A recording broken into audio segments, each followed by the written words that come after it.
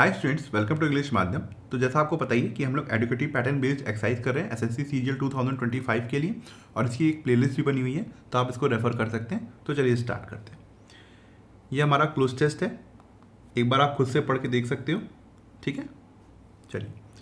Recently हाल ही में the union government dash in parliament the provision of 30 days of leave under the central civil services rule 1972 that could be utilise for the care of elderly family members.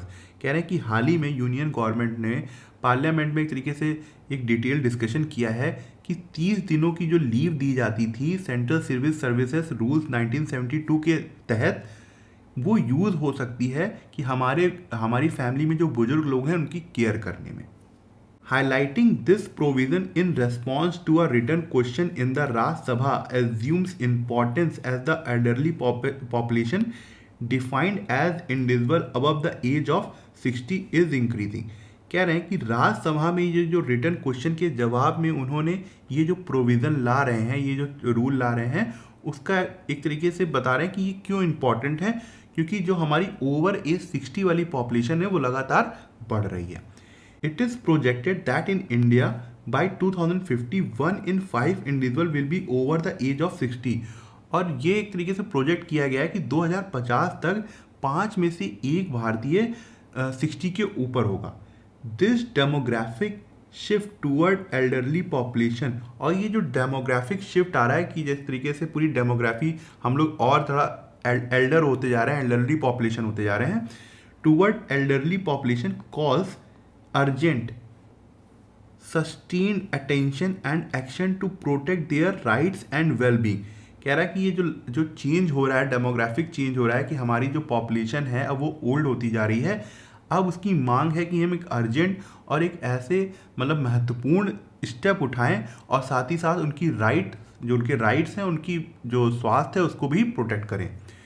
Between 2011 and 2050, India's elderly population is projected to rise from 104 million to 347 million। कह रहे हैं कि 2011 से लेकर 2050 तक भारत की जो elderly population है, ये अनुमान लगाया गया है कि 104 मिलियन से लेकर 347 मिलियन हो जाएगी। The important demographic changes are dash this shift in age structure। कह रहा है कि जो 3 डेमोग्राफिक चेंजेस हैं वही एक तरीके से जिम्मेदार हैं कि जो एज स्ट्रक्चर चेंज हो रहा है। क्या है वो? फॉलिंग फर्टिलिटी रेट्स, कि लोग एक तरीके से फर्टिलिटी रेट्स कम हो रहे हैं, लोग चिल्ड्रन ज़्यादा नहीं करना चाह रहे हैं। डिक्लाइनिंग मॉर्टेलिटी, डेथ कम हो रही है। क्यों? क्योंकि जैसे जैसे हम आगे बढ़ रहे हैं, हमारे पास पैसा आ रहा है, हमारे हेल्थ स्ट्रक्चर ठीक हो रहे हैं, तो लोगों की डेथ भी कम हो रही है। And an increasing life expectancy, और आपने देखा होगा कि 1950 या 70 के दशक तक लोग 60 साल में काफ़ी डेथ हो जाती थी, मगर जो कि अच्छी बात है कि अब 75 तक आराम से लोग जी लेते हैं। इन दिस कंटेक्स्ट कह रहा है कि इसी के संदर्भ में a report title ageing in India challenges and opportunities, एक रिपोर्ट लगाई गई है जिसका नाम है ageing in India challenges and opportunities, prepared by the Sankala foundation, जो कि प्रिपेयर की गई है संकला फाउंडेशन द्वारा। A research organisation based in Delhi, जो कि दिल्ली बेस्ड रिसर्च ऑर्गेनाइजेशन है, provides crucial insights into the status of the elderly in India, कि उन्होंने काफ़ी क्रूशियल एक तरीके से इंफॉर्मेशन दी है जो भारत में जो बुजुर्ग लोग हैं, while highlighting the emerging challenges, और साथ ही साथ उन समस्याओं को भी हाईलाइट किया, दर्शाया है जो कि अब बढ़ रही हैं, एंड ऑफरिंग की रिकमेंडेशन फॉर द फ्यूचर, और साथ ही साथ कुछ इंपॉर्टेंट सॉल्यूशन भी भविष्य के लिए उन्होंने रिकमेंड किए हैं। अब बताओ भाई, पहला ऑप्शन क्या होगा? Recently the union government dash in parliament, कह रहे हैं कि हाल ही में एक यूनियन गवर्नमेंट ने पार्लियामेंट में कुछ डिस्कशन किया था, मतलब वो पास की चीज़ हो चुकी है। यहाँ पे चाहिए क्या? हमें वर्ब चाहिए। यूनियन गवर्नमेंट क्या है? सब्जेक्ट है। रिट्रेट मतलब किसी बात को दोबारा कहना, क्या यहाँ पे ला सकते हैं वर्ब? Retreated, retreating, रिट्रेट्स। भाई सिंगुलर सब्जेक्ट है, चलो ठीक है, ये मान लेते हैं, मगर प्रेजेंट की बात हो ना, ये अभी हुई है, हाल ही में हुई है, तो हम क्या करेंगे? पास्ट यूज करेंगे तो रिट्रेटेड होगा। ठीक है। Defined as individual above the age of 60 is increasing. कैसे बढ़ रही है हमारी जो बुजुर्ग वाली जनसंख्या है वो किस तरीके से बढ़ रही है? स्टेडली, मतलब स्टेबल रूप से बढ़ती ही जा रही है। परफंस्टरली, इसका क्या मतलब होता है कि आपने कोई काम बहुत ही ज़्यादा लापरवाही से किया हो, तो ये तो मीनिंग आएगा ही नहीं, बिल्कुल दूर दूर तक मीनिंग नहीं है। और यहाँ पे वर्ब, ये वर्ब है, इंक्रीजिंग क्या है, वर्ब की आईएनजी फॉर्म है, तो यहाँ पे हमको एडवर्ब चाहिए इसको मॉडिफाई करने के लिए, इसीलिए देखो एल वाई लगे हुए हैं हर जगह। इंसेस्टेंटली का मतलब होता है कॉन्टिन्यूसली, ठीक है, लगातार कोई चीज़। ब्रस्कली का मतलब क्या होता है? इन अ रूड वे, ठीक है, तो ये भी मीनिंग नहीं आ रहा है। तो ये कंफ्यूजिंग कर सकता है, ये कंफ्यूजिंग कर सकता है, मगर जो इंक्रीमेंट हो रहा है वो स्टेडली है, मतलब स्टेबल है। ऐसा नहीं है कि बढ़ा पहले फिर घटा फिर बढ़ा फिर घटा फिर बढ़ा फिर घटा। कॉन्टिन्यूसली, इंस्टेंटली का मतलब यहाँ पे नहीं आ रहा है। तो ये हम स्टेडली बार बार यूज होता है जब इंक्रीज होती है कोई चीज़, तो स्टेडली इंक्रीज हो रही है, इसलिए हम स्टेडली इंक्रीजिंग लगाएंगे यहाँ पे, ठीक है। इस demographic shift towards elderly population calls urgent. क्या होगा? कॉल्स क्या? कॉल्स एट का मतलब पता है क्या होता है? फ्रेजल वर्ब है ये, कि आप कहीं मतलब कहीं ट्रेवल कर रहे हैं और बीच बीच में रुक रहे हैं, ठीक है, मतलब आपको पहले ही से पता है कि जैसे ट्रेन से चल रहे हो, तुम्हें पता है यहाँ स्टेशन रुकेगी, यहाँ स्टेशन रुकेगी, यहाँ, तो ये इसका मतलब ये होता है। कॉल्स एक होता है कॉल फॉर, मतलब किसी चीज़ की मांग करना, तो यहाँ पे क्या लग रहा है? कॉल फॉर होगा, कॉल विद तो कुछ होता ही नहीं, कॉल फ्रॉम कुछ होता ही नहीं, कोई फ्रेज होता ही नहीं है। कॉल एट और कॉल फॉर होता है, तो यहाँ पे अर्जेंट एक्शन की मांग है इस समय, क्योंकि हमारी जो एल्डरली पॉपुलेशन है वो बढ़ रही है। तो यहाँ पे क्या होगा? Call for urgent sustained attention, ठीक है। 3 important demographic changes are dash this shift in age structures. देखो यहाँ पे आर लगा हुआ है, ठीक है, या तो यहाँ पे वर्ब प्लस आईएनजी फॉर्म होगी, या फिर वर्ब की थर्ड फॉर्म होगी, पैसिव फॉर्म में होगा। अब देख लेते हैं क्या पैसिव और आईएनजी वाली फॉर्म है। लेड तो होगा नहीं भाई, क्या होता है? लेड, लेड, लेड, अगर होना चाहिए तो पैसिव फॉर्म में लेड होना चाहिए। लीडिंग टू एक तरीके से कारण बन रहा है। ये जो 3 इंपॉर्टेंट डेमोग्राफिक चेंजेस है, ये किस चीज़ का कारण बन रहा है? जो एज शिफ्ट में, जो एज हमारी शिफ्ट हो रही है, हम बूढ़े होते जा रहे हैं, तो ये हो सकता है लीडिंग टू। लेड टू हो सकता है, अभी हमने बात की कि वी आई एन जी और वी वर्ब की थर्ड फॉर्म हो सकती है, लीड्स होगी नहीं। अब मैं ये कह रहा हूँ यहाँ पे बी होगा, क्यों होगा? ये अलग क्यों नहीं होगा पैसिव वाला स्ट्रक्चर? डेमोग्राफिक चेंजेस में कोई मतलब काम हो नहीं रहा है। ये जो 3 इंपॉर्टेंट डेमोग्राफिक चेंजेस हैं, ये क्या कर रहे हैं? ये काम कर रहे हैं ना, जो डेमोग्राफिक चेंजेस हो रहे हैं 3 इंपॉर्टेंट, वो कुछ कर रहे हैं। क्या कर रहे हैं? वो एज स्ट्रक्चर में शिफ्ट कर रहे हैं। वो है क्या? Falling fertility rate, declining mortality and increasing life expectancy. ये जो 3 डेमोग्राफिक चेंजेस हैं वो ये हैं, ये जो 3 दिए हुए हैं, ठीक है, इनके ऊपर काम नहीं हो रहा है, ये कर रहे हैं। जब ये कर रहे हैं तो पैसिव सेंस नहीं आएगा, ठीक है। तो यहाँ पे प्रेजेंट कॉन्टिन्यूअस टेंस सबसे ज़्यादा सही है, तो बी के साथ हम जाएंगे। इसमें ये रिपोर्ट आई थी जिसने संकला फाउंडेशन ने दी थी। Are research organise based in Delhi provides crucial dash into the status of the elderly in India. उन्होंने कुछ क्रूशियल इंपॉर्टेंट चीज़ें जो बूढ़े लोग हैं उनके बारे में उस रिपोर्ट में बताई थी। ओवरसाइट्स का मतलब ये होता है कि आपने कोई चीज़ लापरवाही की वजह से कोई मिस्टेक कर दी हो, कोई गलती कर दी हो, तो यहाँ तो ये मतलब तो आ नहीं रहा। फोरसाइट सबको पता होगा, भविष्य देखना, तो ये भी नहीं होगा। हिंडसाइट का मतलब ये होता है कि कोई घटना हो जाए उसके बाद समझे, अच्छा ऐसा होना चाहिए था, ठीक है, मतलब जो अंडरस्टैंडिंग है वो घटना होने के बाद आए, तो ये भी मतलब नहीं है। इनसाइट का मतलब होता है कि डीप कोई अंडरस्टैंडिंग हो, मतलब काफ़ी डिटेल में चीज़ें बताई गई हों, ठीक है। तो यहाँ पे बेस्ट क्या होगा? प्रोवाइड्स क्रूशियल इनसाइट्स, मतलब डीप चीज़ें उसमें इस रिपोर्ट में बताई गई हैं जो हमारी एल्डरली पॉपुलेशन बढ़ रही है। तो यहाँ पे क्या होगा? Crucial insights. अब ये 6th क्वेश्चन देखो, इसमें क्या है कि S1 फिक्स है, S4 भी फिक्स है, हमको S2 और S3 चूज करना है PQRS से, ठीक है। There is a certain romance in names, कह रहा है कि एक अलग तरीके का आकर्षण होता है नामों में।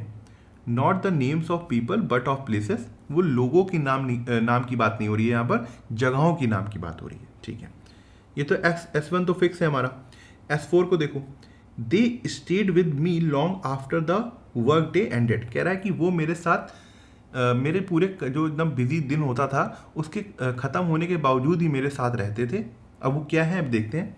Eventually they become characters in the bed time stories I told my toddler, और वो एक कहानियों का पात्र बन जाते थे जो मैं अपने बच्चों को सुनाया करता था, ठीक है। तो यहाँ पे एक तरीके से जो जगहें हैं वहाँ के प्लेसेस की बात हो रही है। Places I have never seen and may never visit yet their name sound exotic, mysterious and sometimes just beautiful. कह रहा है कि ऐसी जगहें जहाँ जो मैंने कभी देखी नहीं, जहाँ मैं कभी गया नहीं, फिर भी जो उनके नाम होते थे वो बहुत ही ज़्यादा एक तरीके से अनोखे होते थे। एग्जॉटिक का मतलब यहाँ पे देखो आकर्षक होते थे या फिर अनोखे होते थे, एंड मिस्टीरियस मतलब रहस्यमयी होते थे, and some time just beautiful, या तो कभी कभार बहुत ही ज़्यादा सुंदर होते थे, ठीक है। यहाँ पे प्लेसेस की बात हुई है, यहाँ पे प्लेसेस की बात हुई है, तो थोड़ा सा कनेक्ट तो कर रहा है, S1 से कनेक्ट कर रहा है। Adding a vowel sound to the name towards the end increases its sensuous factor, कह रहा है कि अगर किसी भी नाम के एंड में हम वॉवेल को जोड़ देते हैं तो एक तरीके से वो सेंसुअस फैक्टर हो जाता है, मतलब एक तरीके से बहुत ज़्यादा आनंद देता है। मतलब जैसे हम लोग बहुत ज़्यादा अच्छा सॉन्ग नहीं सुनते हैं तो एकदम मन अंदर से प्रफुल्लित हो जाता है, वो बात कह रहे हैं यहाँ पर। But it is the sound, लेकिन वो आवाज़ जो होती है जब हम किसी के नाम को बोलते हैं किसी जगह के, देयर प्रोनाउंसिएशन स्टाइल, मतलब किस तरीके से बोल रहे हैं हम उसको, एंड देयर ओरिजिन, और उनका कहाँ से उत्पत्ति हुई है, make them attractive and sizzling, वो उनको बहुत ज़्यादा अट्रैक्टिव बनाता है। सिजलिंग का मतलब बहुत होता है कि वेरी अट्रैक्टिव, ठीक है।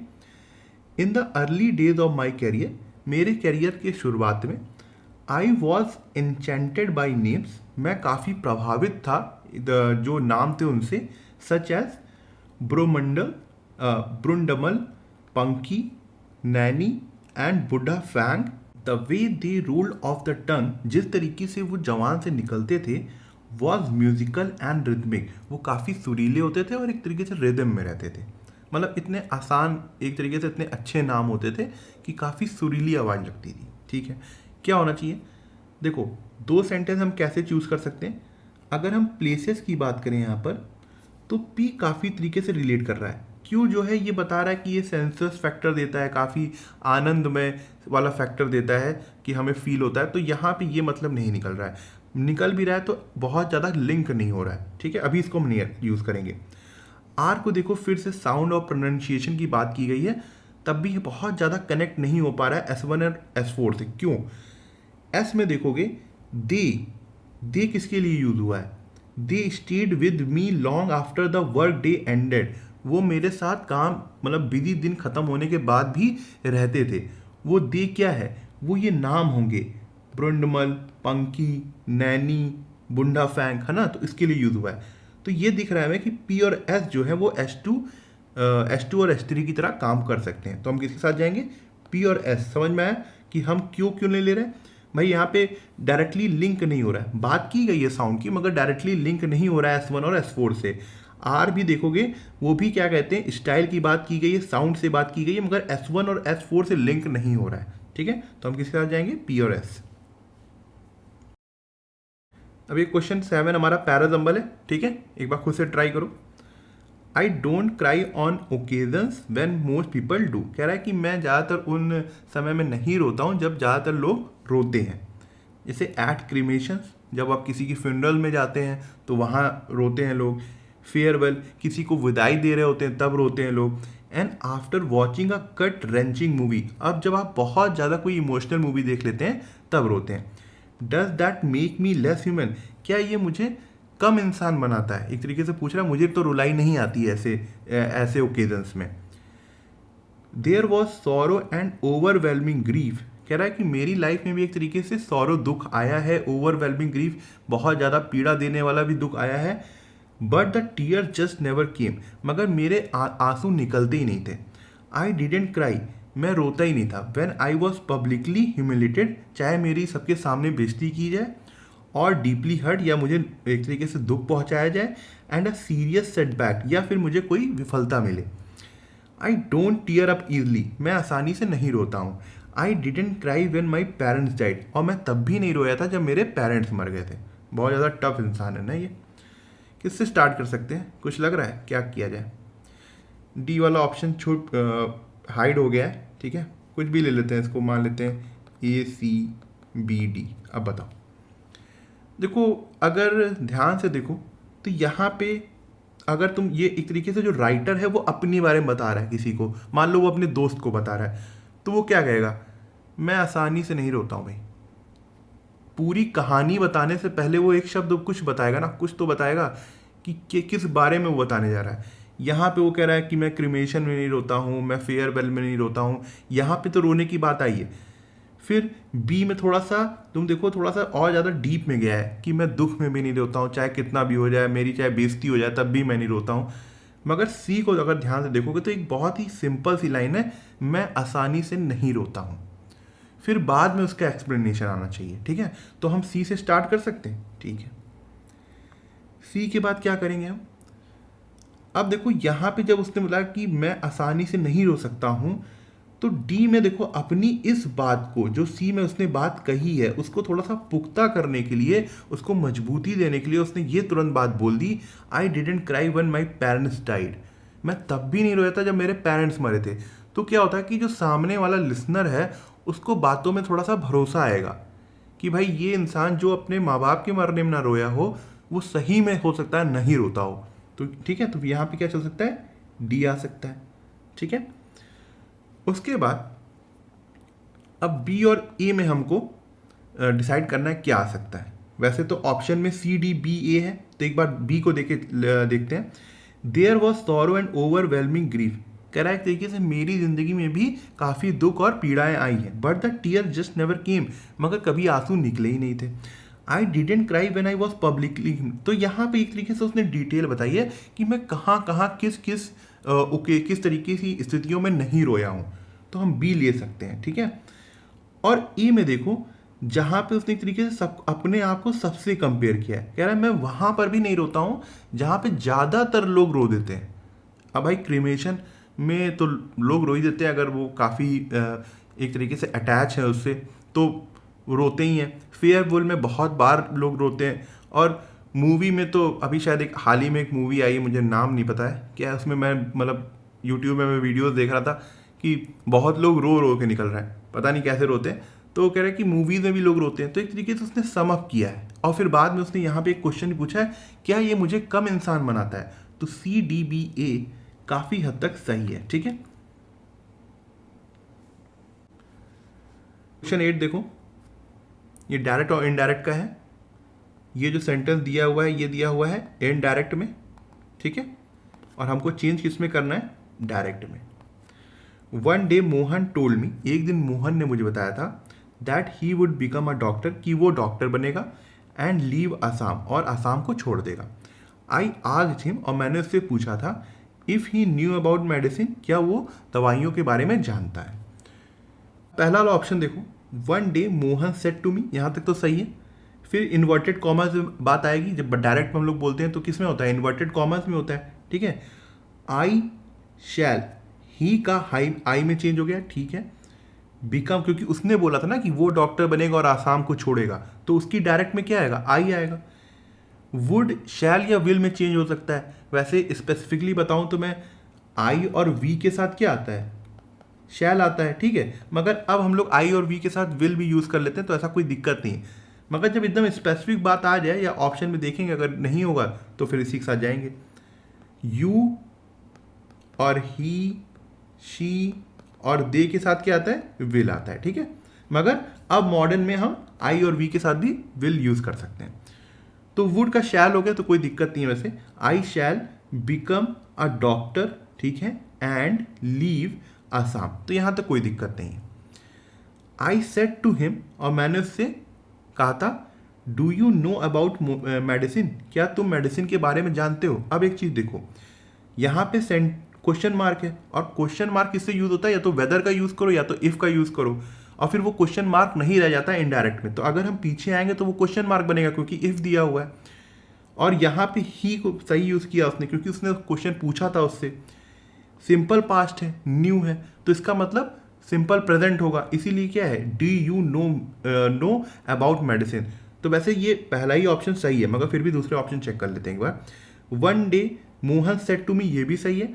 I will become a doctor and leave, देखो आई विल यहाँ पर भी सही है, मान सकते हैं हम। शैल और विल में बहुत ज़्यादा वो नहीं कह सकते कि नहीं सही होगा, अभी भी सही है। I asked him do you know medicine, अब देखो यहाँ पे अबाउट था, है ना, ओरिजिनल में। यहाँ पे डू यू नो मेडिसिन नहीं, do you know about medicine होगा, तो ये हम नहीं यूज करेंगे। अब हम सी वाला देखते हैं, तो यहाँ पर देखो did you know about medicine, अब वो तो प्रेजेंट में था, वैसे ही सिंपल पास्ट में था, तुम फिर से सिंपल पास्ट में ले आ रहे हो यहाँ पर, तो डिड यू तो यूज होना नहीं है, तो ये भी गया option.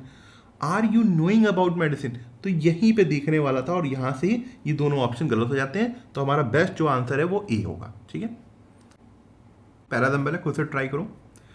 Public apprehension often stems not from the science itself but from a sense that the decision about biotechnological deployment are made behind closed doors by distant institution.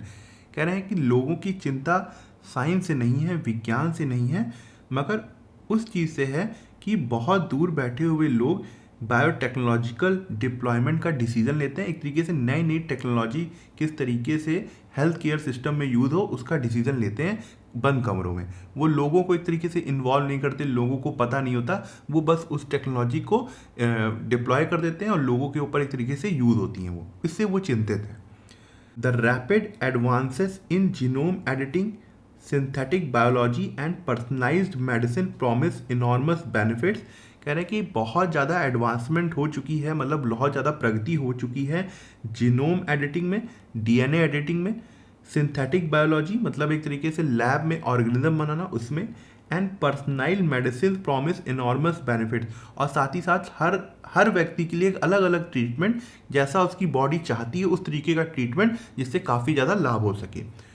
From curing genetic disorders, और DNA की जो disorders की problem थी उसमें भी काफ़ी प्रगति हुई है कि हम उसको अब क्योर कर सकते हैं, टू टेलरिंग ट्रीटमेंट्स, और ऐसे ट्रीटमेंट जो सबके लिए हो, मतलब अलग अलग बॉडी के लिए अलग अलग ट्रीटमेंट। येट हिस्ट्री शोज, तब भी हमें इतिहास ये दिखाता है, shows that technological promise doesn't automatically translate into equitable outcomes, कि ये जो जितने भी टेक्नोलॉजिकल एडवांसमेंट हुए हैं वो पूरी तरीके से उन्होंने फेयर आउटकम नहीं दिया है, मतलब फेयर रिजल्ट नहीं दिया है।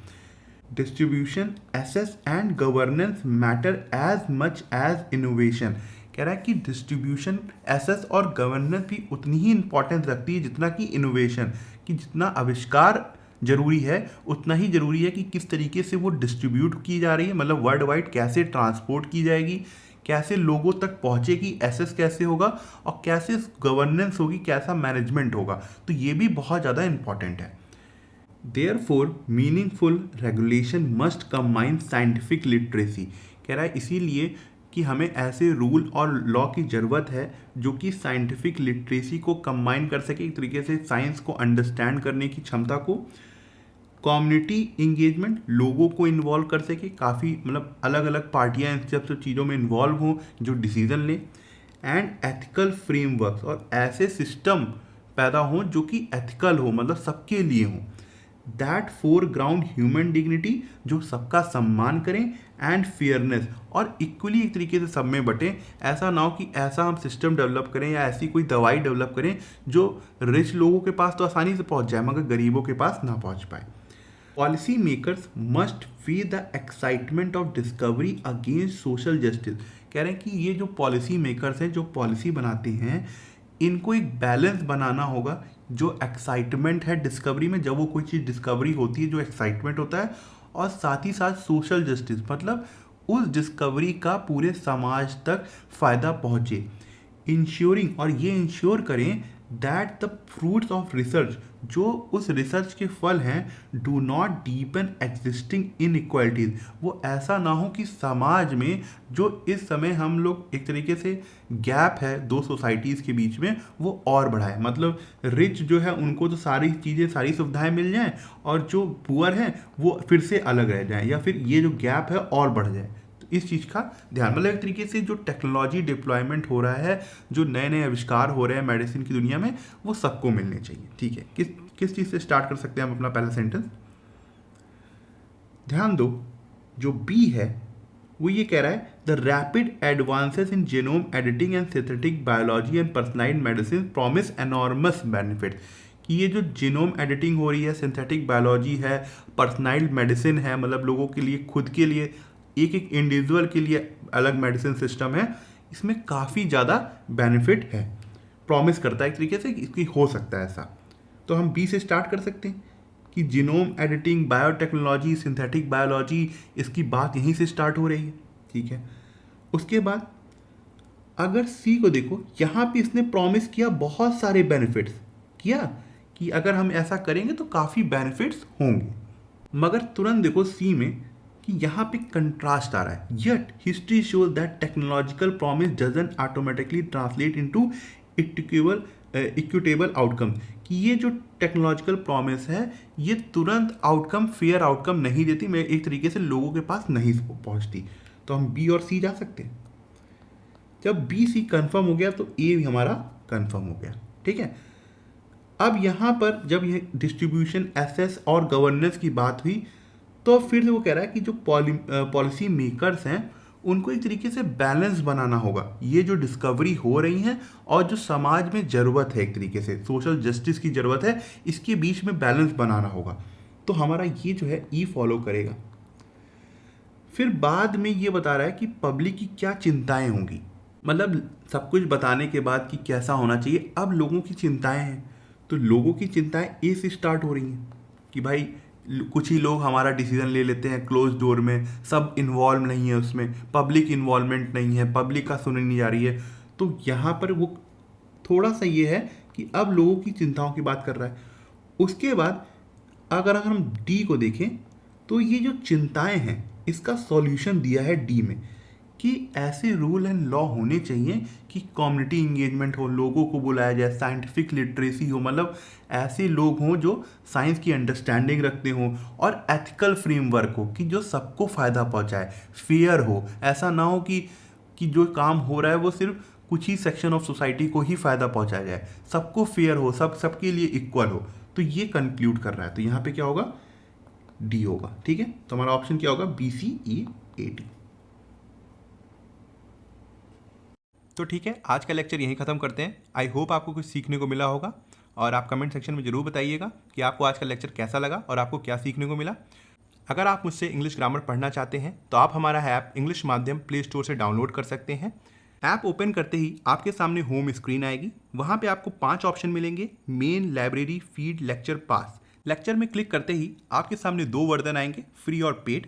पेड में क्लिक करते ही आपके सामने इंग्लिश ग्रामर का एक सेक्शन आएगा, जहाँ पे मैंने इंग्लिश एसएससी के लिए बहुत ही डिटेल में बताया हुआ है और बहुत ही सिंपल लैंग्वेज में बताया है, जो कि आपके कॉन्सेप्ट्स को और अच्छा करेगा और आपको अच्छे मार्क्स लाने में हेल्प करेगा। तब तक के लिए प्रैक्टिस करते रहिए। Thank you so much for watching this video.